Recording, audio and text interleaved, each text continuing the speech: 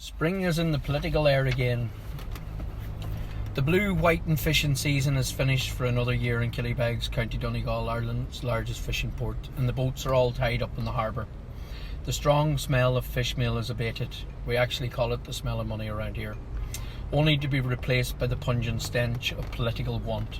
Unlike the passing odour of fish meal, the foul aroma of political want is detectable from Malin to Mizzen, Clew Bay to Hookhead, and every town and village in between.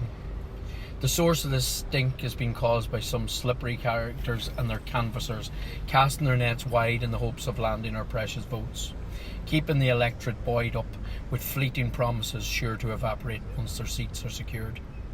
Before you cast your vote this June, ask yourself one or two questions. Over the past 5 years, did they worry about your area, your job, your family, your housing needs and your social, cultural and health needs? Did some just duck and dive and pander to a bankrupt ideology of government spin and dogma on the many critical issues facing the country? Business as usual politics with some cronyism thrown in for good measure. Ask them who is benefiting from lucrative contracts to house IPAS and temporary protection applicants, often at the expense of hard-pressed local services and facilities. Ask them where tourists are going to get accommodation this summer season, how shops, pubs, cafes, restaurants, taxi tour guides and many other businesses that rely on tourism are expected to survive the summer season.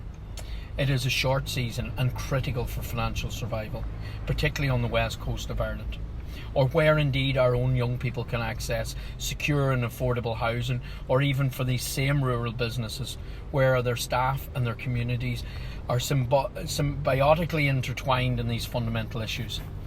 Ask them where all our fishing quotas have gone and what they are going to do about it, or why farmers are facing disaster due to a ruinous green agenda pushed through too hastily for many and out of step with the state's current plans for the sector. Funny how concerned they all pretend to be when their jobs are on the line. Of course, with the national elections around the corner, their bigger political ambitions are evident too, stuffing their hand-picked cronies and family members into the basket case that is our county council system around the country as they seek a cushier number for themselves up on the Dáil. Don't be fooled by their PR spin and half-truths. Many are biding time or using decoy candidates until closer to polling day on June 7th. It is unashamed and glaringly obvious. Bear all this in mind over the next while as you open your door or attend debates.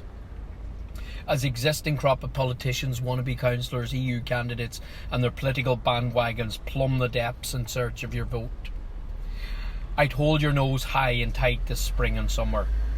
The blue whiting season might be over, but the red herring season's just begun.